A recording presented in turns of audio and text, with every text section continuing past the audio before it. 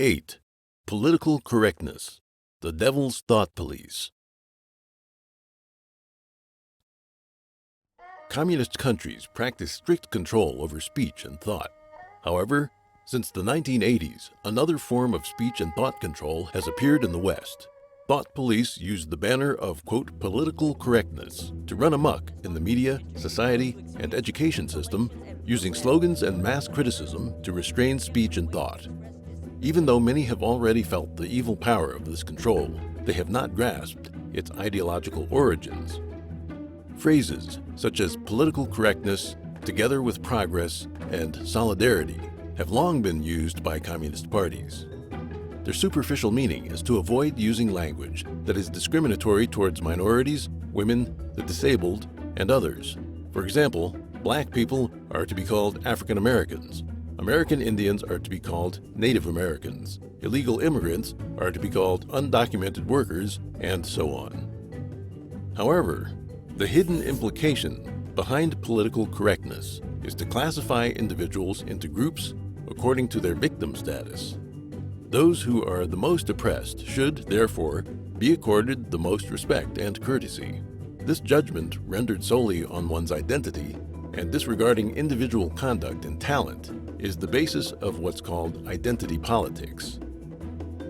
This style of thinking is extremely popular in the United States and other Western countries. According to such logic, black lesbians, who are oppressed along vectors of race, sex, and sexual preference, are ranked at the forefront of victimhood. At the other extreme, white heterosexual males are considered the most privileged and, in the logic of victim politics, should be at the bottom of the totem pole. This type of classification is identical to what goes on in communist countries, where individuals were classified within the, quote, 5 classes of red or the, quote, 5 classes of black, according to their wealth and class status before the revolution. The Chinese Communist Party eliminated and oppressed landowners and capitalists because of their, quote, wrong class status, attacked intellectuals as the, quote, stinking old ninth, and chanted that, quote, the poor are the smartest, the nobles the dumbest. For complex historical reasons, including social and individual reasons, some groups have a lower political and socio-economic position, which cannot be simply explained as oppression. But political correctness draws an artificial boundary in people's minds. It sets up an extreme, you're either with us or against us code of morality, where subscribing to political correctness is considered to be moral, while those who dissent are accused of being racist, sexist, homophobic, anti-Islam, and so on.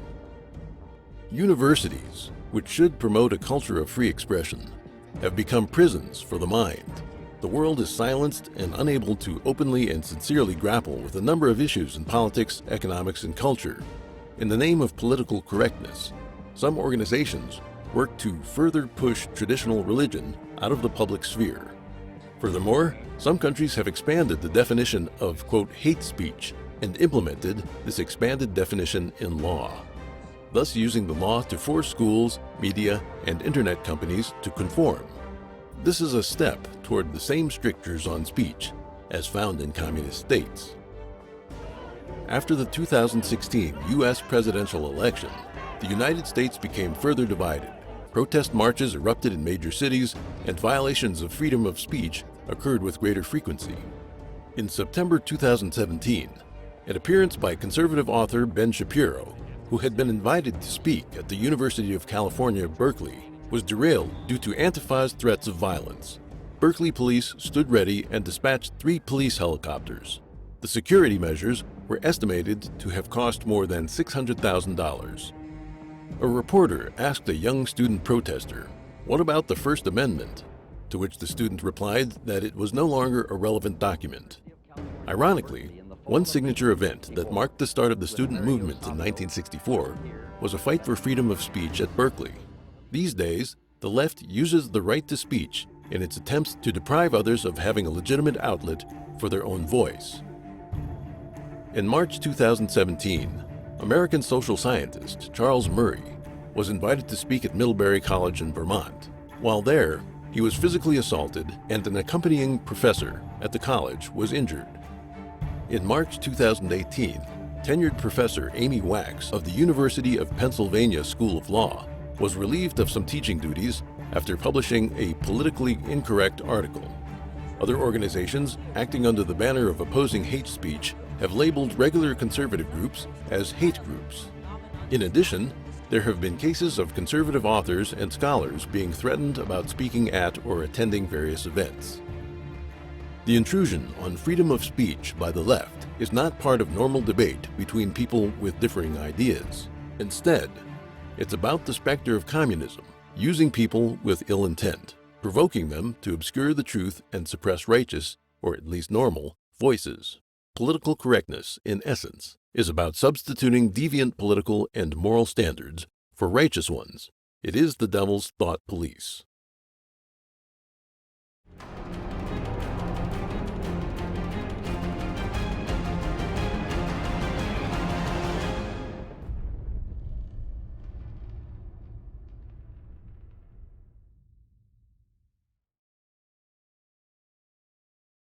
Nine.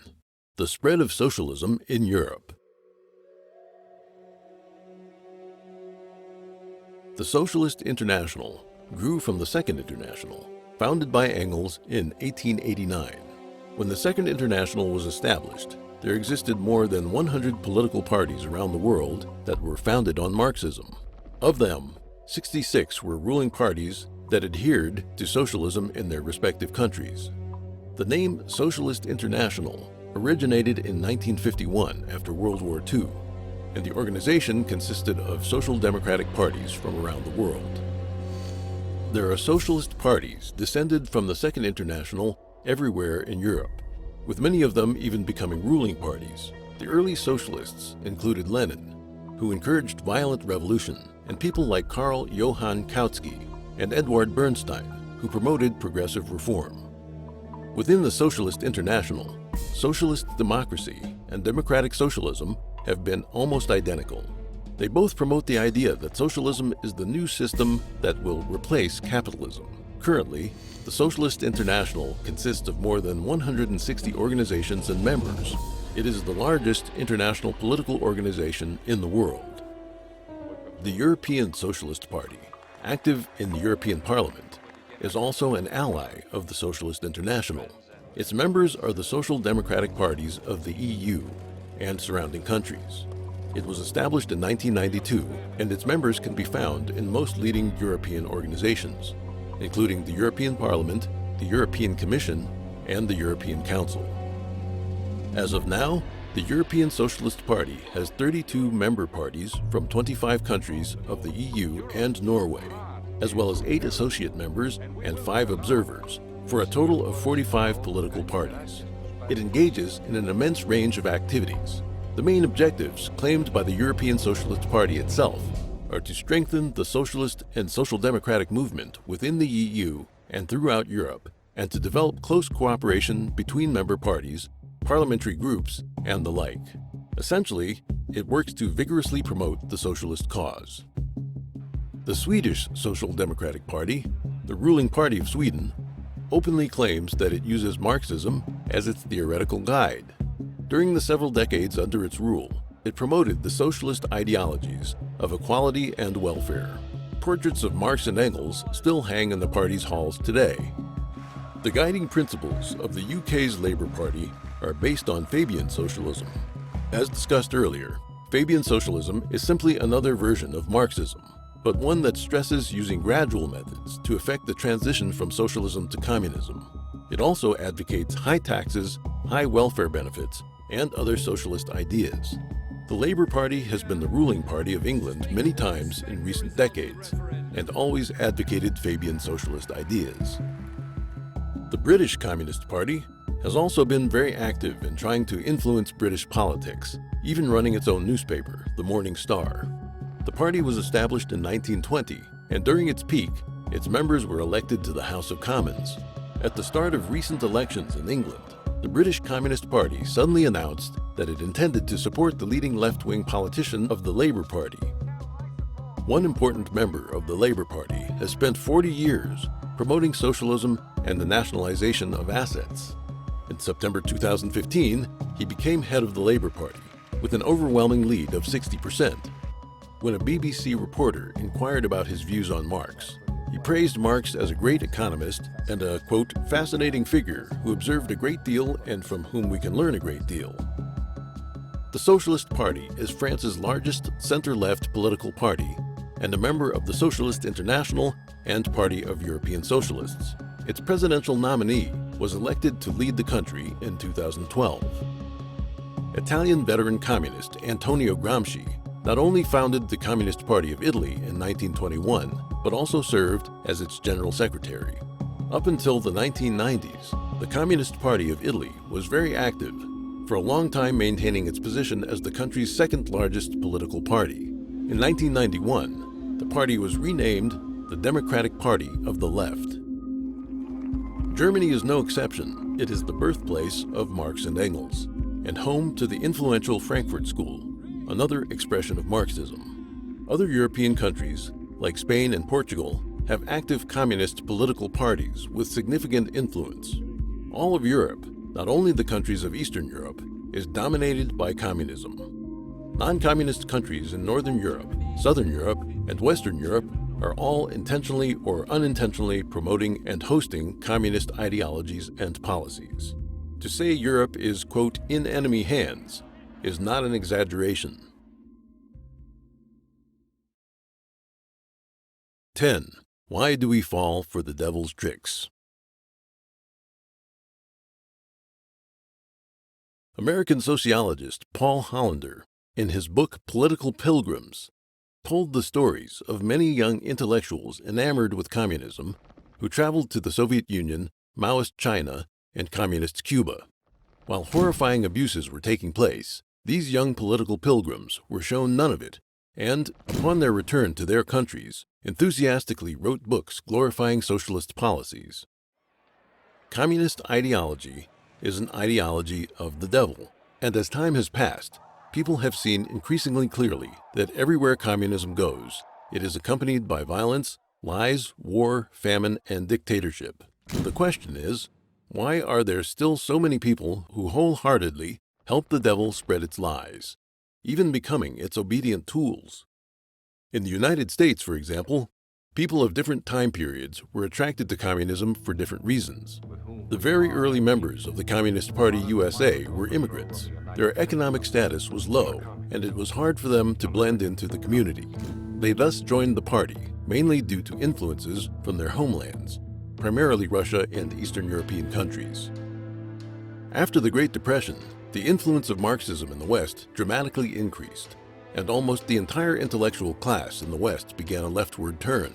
Numerous intellectuals went to visit the Soviet Union, and after returning home, gave speeches and wrote books promoting communist ideology. Those involved included many influential thinkers, writers, artists, and reporters. The baby boomer generation entered college during the 1960s, growing up in post-war affluence, yet they were misled by communist-inflected ideologies into taking up other countercultural stances in the form of anti-war protests, feminism, and the like. The next generation of students was taught left-leaning material right out of their textbooks because their teachers were the tenured radicals. Thus, communism's long march through the institutions had finally succeeded, beginning a cycle intended to reproduce and maintain itself forever. In a book dedicated to exposing communism, Masters of Deceit, FBI Director J. Edgar Hoover, whose tenure ran 37 years, classified communist activists into 5 groups: open party members, underground party members, fellow travelers, opportunists, those who support the party for self-interest, and dupes. In reality, there are very few extremely evil and die-hard communist activists. It's much more the case that the majority of Communist Party members were simply taken in. American journalists John Silas Reed and Edgar Snow played major roles in promoting communist ideology around the world, with Reed's book 10 Days That Shook the World and Snow's Red Star Over China. Reed is one of the 3 Americans who was buried in the Kremlin Wall necropolis, meaning that he himself was a communist activist. His description of the October Revolution was not an objective reporting of the actual events, but carefully crafted political propaganda. Snow was a fellow traveler of communism. In 1936, the interview outline he provided to a CCP member included questions in a dozen areas, including diplomacy, defense against enemy invasion, views on unequal treaties, foreign investment, views on Nazis, National Socialists, and more. Later, Mao Zedong met Snow in a cave home in Shanbei, the northern portion of Shanxi province, to answer questions so that a favorable impression of the CCP could be created. The young and naive Snow was used as a tool by the treacherous CCP to broadcast its carefully crafted lies to the world. Yuri Bezmenov, a former KGB spy, recalled his experience of receiving foreign, quote, friends when he worked as a spy. Their schedule was partially arranged by the Foreign Intelligence Service of the Russian Federation. Their visits to churches, schools, hospitals, kindergartens, factories, and more were prearranged. Those involved were communists or politically trustworthy and had undergone training to make sure they would speak with one voice. He cited as an example the time when Look, a major American magazine in the 1960s, sent journalists to the Soviet Union and ended up printing materials prepared by Soviet security forces, including photos and print copy. Thus, Soviet propaganda went out into the public under the name of a U.S. magazine, misleading Americans. Bezmenov said that many journalists, actors, and star athletes can be excused for being blind to the realities while visiting the Soviet Union, but that the behavior of many Western politicians was unforgivable. They wove lies and sought cooperation with the Soviet communists for their own reputation and profit, he said, calling them morally corrupt. In the book, You Can Still Trust the Communists to Be Communists, Dr. Fred Schwartz analyzed why some young men from wealthy families became fond of communism. He listed 4 reasons. First, disenchantment with capitalism. Second, belief in a materialist philosophy of life. Third, intellectual hubris. And fourth, an unfulfilled religious need. Intellectual hubris refers to the experience of young people from the ages of about 18 to 20 who easily fall prey to communist propaganda due to their partial understanding of history, their anti-authoritarian resentment, and their desire to rebel against tradition, authority, and the ethnic culture they grew up in. An unfulfilled religious need refers to the fact that everyone has a kind of religious impulse inside them, driving them to transcend themselves. However, atheism and the theory of evolution, instilled by their education, make them unable to derive satisfaction from traditional religions. The communist fantasy of liberating mankind takes advantage of this latent human need and serves as their substitute religion. Intellectuals tended to be fooled by radical ideologies. Such a phenomenon has drawn the attention of scholars. In his book, The Opium of the Intellectuals, French philosopher and sociologist Raymond Aron pointed out that on one hand, 20th century intellectuals severely criticized the traditional political system, while on the other hand, they generously tolerated or even turned a blind eye to the dictatorship and slaughter in communist states. He saw the left-wing intellectuals who turned their ideology into a secular religion as hypocritical, arbitrary, and fanatical. In his book, Intellectuals, From Marx and Tolstoy to Sartre and Chomsky, Paul Johnson, a British historian, analyzed the lives and radical political views of Rousseau and a dozen intellectuals who followed him. He found that they shared the fatal weaknesses of arrogance and egocentrism.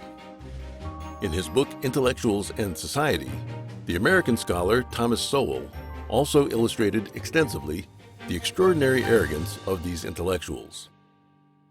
Since the 1960s, communism has engaged in a large-scale invasion of American education. Even worse, many young people, bombarded by left-wing media and given a simplified education, indulge in television, computer games, the internet, and social media. They get turned into, quote, snowflakes, people who lack knowledge, a global perspective, a sense of responsibility, a sense of history, and the ability to cope with challenges. With communist or communist-derived ideologies instilled in them by their parents' generation, they become indoctrinated and henceforth use a warped framework for evaluating the new facts they see and hear. That is, communist lies have formed a film around them, preventing them from having a clear view of reality. To deceive people, the demon has extensively exploited the human weaknesses of stupidity, ignorance, selfishness, greed, and naivety. Meanwhile, idealism and romantic fantasies of a beautiful life have also been taken advantage of. This is the saddest of all. Communism is a demonic ideology that does not belong to any traditional culture in human society. Since it seeks to work against human nature, it can never be organically developed by man, but must be enforced and instilled from the outside. Under the influence of atheism and materialism, contemporary academia and education have abandoned the belief in gods. Blind belief in science and the worship of so-called human reason make it possible for people to become slaves of this demonic ideology.